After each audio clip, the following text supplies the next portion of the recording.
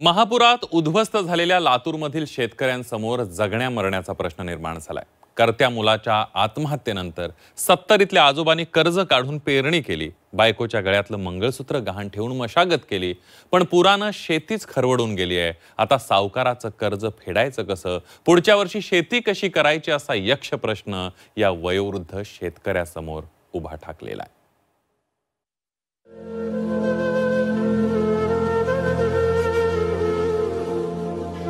काळजात घर करून जाणारा शेतकरी व्यंकट कवडेंचा चेहरा डोळ्यासमोरून जातच नाही।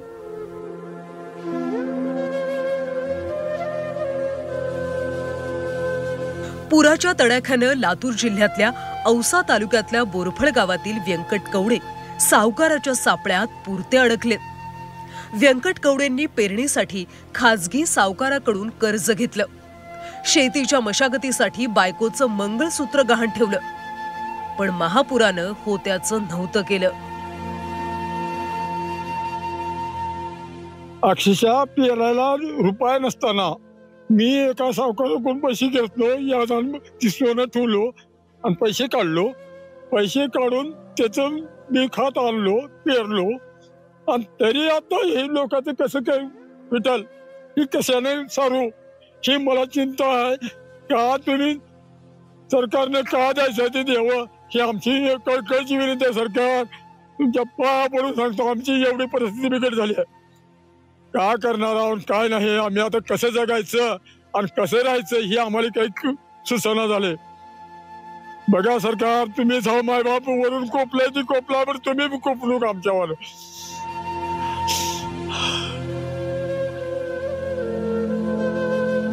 व्यंकट कवडे हे 70ला टेकले। त्यांनी काही वर्षांपूर्वीच शेतीत जाणं सोडलं होतं, पण त्यांच्या मुलानं नापिकी आणि कर्जबाजारीपणामुळे आत्महत्या केली। आता घरी कर्ता पुरुष नसल्यानं त्यांनी शेती खांद्यावर घेतली, उमेदीनं पेरणी केली, पण पुन्हा आसमानी संकटानं त्यांना नाउमेद केलंय। तुम्हाला सांगतो, ही लेकराला हातातला फोडासारखं सांभाळलं होतं, त्याला हातातला फोडासारखं खुरपण, निंदण, पळवणं, फवारण्या समजा केल्या, आणि ही शेवटी आमच्या नशिबाला हे ही येऊन बसले। काढायला त्या मुश्किल झाल्या साहेब, ह्याच्यात काहीच राहिलं नाही। काय करावं लागेल हे आम्ही ही विचार आमच्या डोसक्यातला विचारच निघाला सर, नाहीतर कुठे तर काहीतरी होवं लागेल।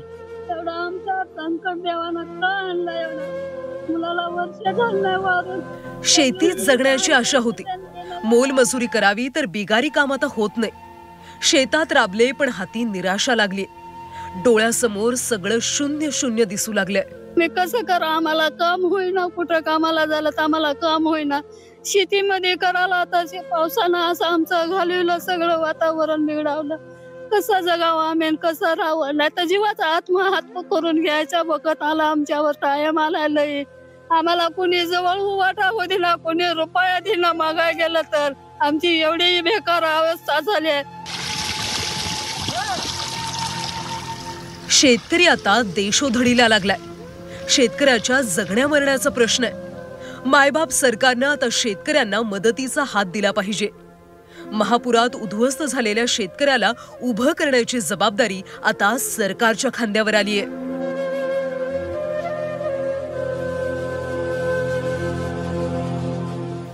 वैभव बालकुंदे, झी 24 तास, लातूर।